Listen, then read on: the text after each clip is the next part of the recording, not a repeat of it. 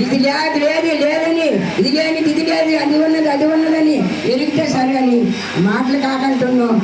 అతను ఎంతో బాధపడి అతన్ని తరింపు చేశారు కాబట్టి అతనికి నా ద్వాదశ వందనాలు. అందరం కూడా అతన్ని